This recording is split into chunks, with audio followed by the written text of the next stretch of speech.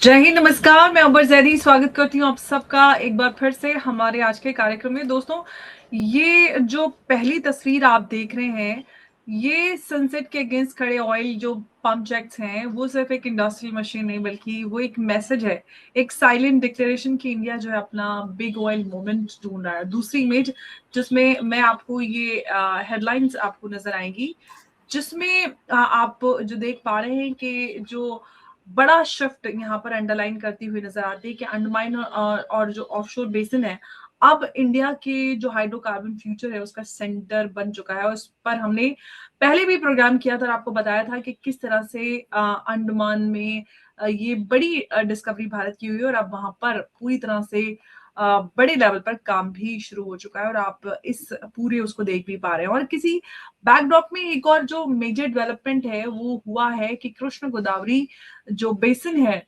Deep water block के सारे mega offshore जो स्ट्रक्चर्स हैं सक्सेसफुली इंस्टॉल हो चुके हैं बे ऑफ बंगाल में। और नंबर्स जो है वो खुद एक बड़ी कहानी बताते हैं। 45,000 barrels per day oil production potential, 10 million cubic जो मीटर है पर डे गैस आउटपुट। और जो रैंप अप पर इंडिया का जो टोटल गैस आउटपुट है वो 7% के ही ब्लॉक से ऊपर हम इसको एस्टिमेट कर पा रहे हो। जो एस्टिमेटेड हाइड्रो हाइड्रो जो सॉरी हाइड्रोकार्बन वैल्यू है वो 70 बिलियन डॉलर प्लस की बताई जा रही है। तो एग्जीक्यूशन भी इक्वली स्ट्रेटेजिक था और हैवी ऑफशोर जो फैब्रिकेशन और लिफ्टिंग ऑपरेशंस यहाँ पर हैंडल किए गए एलएनजी ने, जबकि इंजीनियरिंग, प्रोडक्शन, कंस्ट्रक्शन, इंस्टॉलेशन और जो पूरा कॉन्ट्रैक्ट एग्जीक्यूशन का ग्लोबल ऑफशोर स्पेशलिस्ट मैकडॉमिट ने। और इस पूरे हम चर्चा को आज समझेंगे और इस पर बात करने के लिए मेरे साथ मौजूद है उमेश जी। उमेश जी, बहुत स्वागत है आपका। जय हिंद, नमस्कार। जय सिया राम अंबर जी। जय श्री राम। उमेश जी, उमेश जी, ये जबरदस्त अपडेट सामने आ रहा है और कई सारे ऐसे अपडेट सामने हैं जिसको मैंने अभी बताया। ओवरऑल किस तरह से आप देख रहे हैं? हालांकि हमने इसमें बहुत सारे इस तरह के प्रोग्राम्स पहले किए हैं और इंडिया के लिए बड़ा ही एक टर्निंग पॉइंट सिग्नल हम इसको कह सकते हैं। जो हम गयाना या गल्फ इकोनॉमीज है उनके लिए ऑयल डिस्कवरीज, मतलब जो उनके लिए किया था आज वो भारत के लिए हो सकता है। देखिए, पिछले साल हम पहले चैनल थे जिन्होंने हमने ये न्यूज ब्रेक किया था कि भारत के जो अंडमान बेसिन है वहां पर जो ऑयल एंड गैस रिजर्व्स है it is equivalent to the reserves of the Middle East. यहां तक सर्वे आया था। और भारत के नीचे जो सुमत्रा बेसिन है, जो अंडमान के नीचे सुमत्रा बेसिन है, वहां पर Indonesia per day around 1 million barrels per day oil का प्रोडक्शन और एक्सट्रैक्शन कर रहा है। सोचिए। तो मुझे भी लगता है कि ये जो हरदीप सिंह पुरी ने बोला है कि अंडमान निकोबार के अंदर भारत का जो ऑयल रिजर्व है it is estimated to be 20 trillion dollars. और आपने अभी बताया कि कृष्णा गोदावरी में अभी हमने सिर्फ चालू किया है, उधर सारे स्ट्रक्चर्स हमने लगाए हैं, उसमें भारत का 7% जो गैस आउटपुट है वो वहां से निकल के आ रहा है। अंबर जी, आज भारत जो है इट्स अ ग्रोइंग इकोनॉमी। आज हमारी जो जीडीपी है इट इज 4.2 ट्रिलियन डॉलर्स। उसको 5 ट्रिलियन डॉलर बनना है, 2 साल में हम बन जाएंगे। जब आप ग्रो करते हो आपकी एनर्जी नीड्स जो है बढ़ती जाती है। और भारत आज अपना एनर्जी नीड्स 89% अपना जो एनर्जी नीड्स है वो इंपोर्ट करता है। और इसी को लेकर हमारे पर अमेरिका ने सैंक्शंस लगाया जब हमने रशिया से डिस्काउंटेड ऑयल लेना चालू किया। सबसे बड़ी बात है कि अगर हमारे पास तो रिजर्व है तो अभी तक हम कोई भी सरकार ने इसके ऊपर तवज्जो नहीं दी है। मोदी सरकार ने 2016 में आके इसके अंदर जो पॉलिसी है वो चेंज की थी और उसको ओएएलपी के अंदर उन्होंने इसको लाके खड़ा कर दिया। सबसे बड़ी बात है कि आज इसके कारण जो हमारा जो ऑयल एक्सप्लोरेशन है उन्होंने 1 मिलियन स्क्वायर किलोमीटर की जो ऑयल एक्सप्लोरेशन के लिए वो पूरा एरिया खोल दिया है। समझ लीजिए अभी भी हमारा जो अंडमान के अंदर जो एरिया है it is 3.5 million square kilometre. उसमें 1 मिलियन ही अभी तक हमने खोला है। और उसके अंदर भी ओएनजीसी ने अभी 8,000 किलोमीटर के अंदर ये जो श्री विजयपुरम 2 करके जो स्पॉट है जहां पर ऑयल मिला है, उसकी अभी घोषणा की है। ये जो पर्टिकुलर स्पॉट है ये 17 किलोमीटर है पोर्ट ब्लेयर से, और इसकी जो डेप्थ है, जो ओशन की डेप्थ है 295 मीटर्स है। पर यहाँ पर ओएनजीसी ने 2650 मीटर जो है ड्रिलिंग की है। और अंबर जी, इसमें जो गैस का जो मीथेन कंटेंट बताया जाता है, it is 87% sir, of a very good quality. और हरदीप जी ने तो ये भी बता दिया है कि इधर जो ऑयल रिजर्व्स है, total reserves, it may be equal to the reserves of Guyana. पर मेरा ये मानना है गयाना से भी बहुत आगे है, क्योंकि गयाना के अंदर सिर्फ 11 बिलियन बैरल्स पर 11 बिलियन बैरल्स ही है वहां पर। जबकि अंडमान के अंदर जो अमेरिका के साइंटिस्ट ने जो एस्टिमेट लगाया है, उन्होंने बोला है it is equivalent to the reserves of the Middle East. मतलब कंबाइंड मिडिल ईस्ट के अंदर सऊदी अरेबिया, कुवैत, कतर, ये जितनी भी कंट्रीज है उस हिसाब से आप इधर रिजर्व्स है। और हमारे नीचे एक तरह से, जैसे मैंने आपको बताया, इंडोनेशिया के अंदर जो सुमत्रा बेसिन है, वहां पर वो लोग 1 million barrels per day oil का प्रोडक्शन आज कर रहे हैं। भारत कितना इंपोर्ट करता है पर डे आपको मालूम है? ऑयल का 5.5 मिलियन बैरल्स पर डे हम इंपोर्ट करते हैं। अगर हम इसको इंपोर्ट को सब्स्टिट्यूट कर सके तो अराउंड $100 बिलियन ऑफ जो फॉरेन एक्सचेंज हम क्रूड ऑयल पे बचा सकते हैं, वो हमारा बच जाएगा। $50 बिलियन जो हम ऑयल, जो गैस के लिए हम इंपोर्ट करते हैं, वो हमारा बच जाएगा। टोटली $150 बिलियन का तो हमें फॉरेन एक्सचेंज का फायदा होगा। देश के अंदर हमारी कंपनीज जो है इसको एक्सट्रैक्ट करेगी। सबसे बड़ी बात है कि जो न्यू लाइसेंसिंग पॉलिसी है, वहां पर हमने अपनी जो रेवेन्यू शेयरिंग है वो हमने कंपनीज के लिए बदल दी है। तो इसके कारण जो ग्लोबल कंपनीज है जैसे total energy, Chevron, Exxon Mobil, वो भारत के अंदर इन्वेस्ट करने को तैयार हो गई है। और वो भी एक तरह से भारत की ग्रोथ स्टोरी में भाग लेना चाहती है। ओएनजीसी जो है उसने लास्ट ईयर कैपिटल एक्सपेंशन बहुत किया। उन्होंने शायद तकरीबन 540 वेल्स उन्होंने डिगअप किए हैं। और हमने बार बार ये न्यूज भी कवर की थी कि कैसे आसाम के अंदर, डिगबॉय के अंदर ऑयल रिजर्व्स मिले हैं, बलिया के अंदर, बिहार के अंदर मिले हैं, यूपी के अंदर मिले हैं। तो ये सब चीज बता रहा है कि भारत सरकार अभी ऑयल एक्सप्लोरेशन के ऊपर काम तो कर चुकी है, अब वो नेक्स्ट स्टेज पे जा चुकी है ऑयल एक्सट्रैक्शन के ऊपर।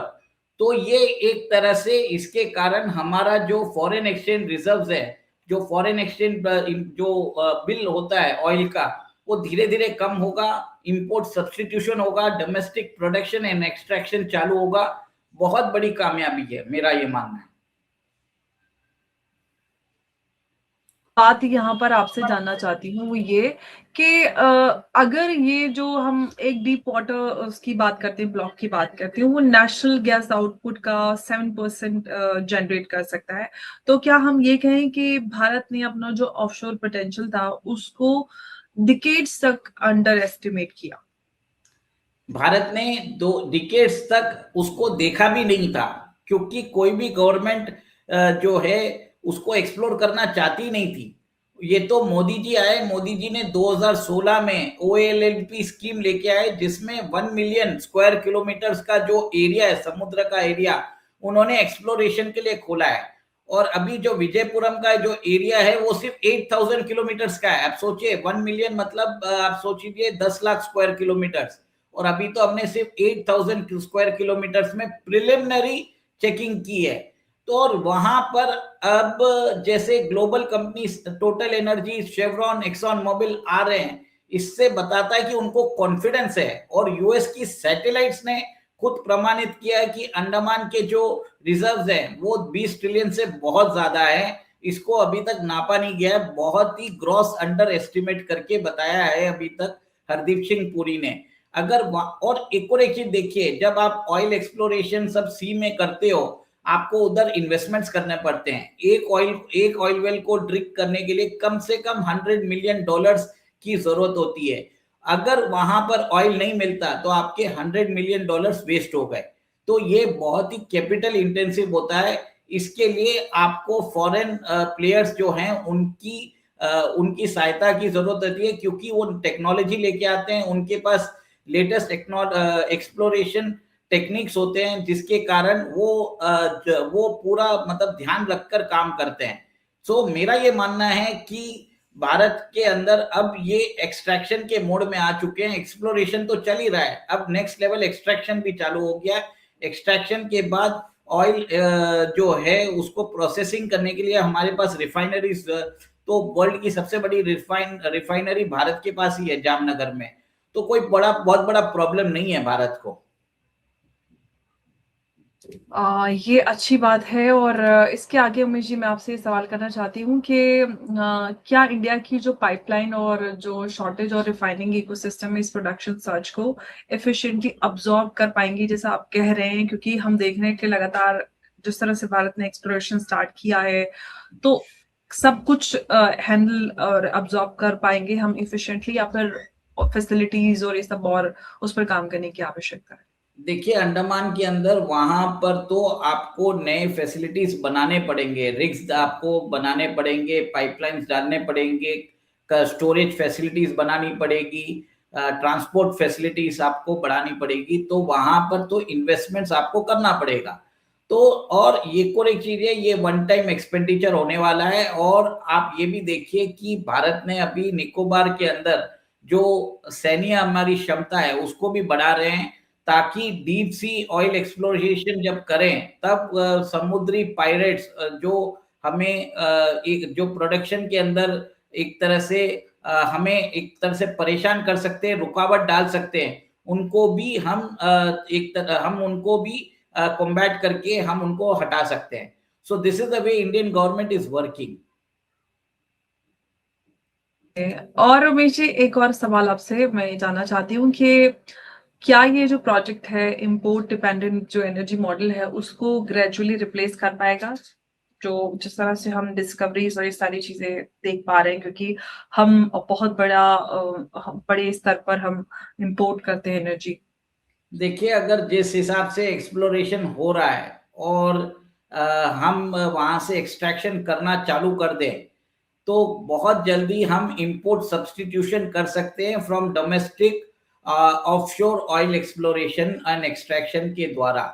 और ये मेरा मानना है कि अगर प्राइवेट सेक्टर की कंपनीज अगर आ जाती है, तो वहां पर इसके ऊपर एक मोमेंटम बढ़ेगा, कैपिटल इन्वेस्टमेंट बढ़ेगा, जॉब्स बनेंगे भारत के अंदर। भारत का प्रेशियस फॉरेन एक्सचेंज सेव होने वाला है, रुपए जो डॉलर के अगेंस्ट स्लाइड हो रहा है वो अप्रिशिएट होगा। तो एक तरह से डोमेस्टिक प्रोडक्शंस के द्वारा we will be able to reduce our oil dependency from abroad. हम ऑयल इंपोर्ट्स को कम कर पाएंगे, ये मेरा मानना है। ग्रीन और ये भारत जैसे देशों के लिए जो हैवीली डिपेंडेंट है इंपोर्ट्स पर, उसके लिए एक बड़ी अच्छी ये बात है। और जो भारत सरकार है वो इस दिशा में काम भी कर रही है। उमेश जी, क्या आज हम कृष्ण गोदावरी जिस बेसिन की बात कर रहे हैं, एक आइसोलेटेड सक्सेस है, हम ये कहें कि ऑफशोर एक्सप्लोरेशन बूम का स्टार्टिंग पॉइंट है?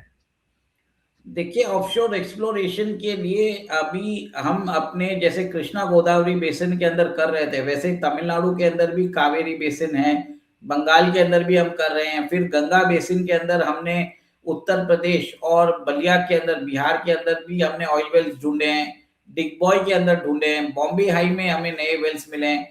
तो भारतीय गवर्नमेंट तो हर जगह ऑयल एक्सप्लोरेशन के लिए उन्होंने प्रयत्न कर रहे हैं। और पिछले साल ओएनजीसी ने सब्सटेंशियल इन्वेस्टमेंट किया है for oil exploration of wells, around 37,000 crore का उन्होंने इन्वेस्टमेंट किया है, और 541 न्यू वेल्स उन्होंने खोदे हैं।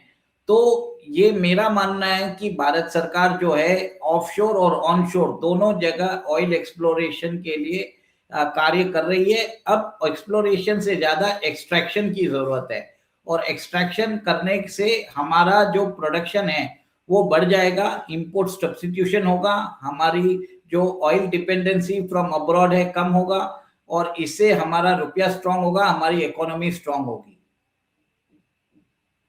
जी, आपने बिल्कुल सही कहा और हम एनर्जी सेक्टर में हर रिग, हर प्लेटफ़ॉर्म और हर ऑफशोर मॉड्यूल को इंडस्ट्रियल स्ट्रक्चर से कहीं ज़्यादा समझते हैं और वो उससे कहीं ज़्यादा होता है।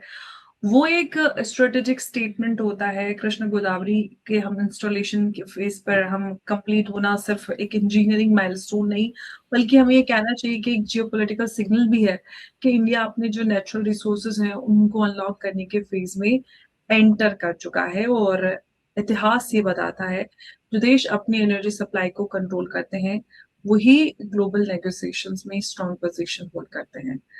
आज के जो हमने ये सवाल उठाए और जो आपको खबरें दिखाई, उससे हम ये सवाल पूछते हैं कि क्या ये रिग्स इंडिया की जो एनर्जी डिपेंडेंस है, उसका सिंबल बनने वाला है? या फिर हम ये कहें कि एक प्रॉमिसिंग स्टार्ट है, जिसका अब जो हम कहेंगे असली टेस्ट जो है, वो यहाँ से स्टार्ट होने वाला है, जहाँ पर प्रोडक्शन और पॉलिसी एग्जीक्यूशन सब कुछ डिसाइड करने वाला है। उमेश जी, बहुत धन्यवाद आपका इस चर्चा में हमारे साथ जुड़ने के लिए। नमस्कार, जय हिंद, जय भारत। जय सिया राम। जय श्याम जी, बहुत धन्यवाद।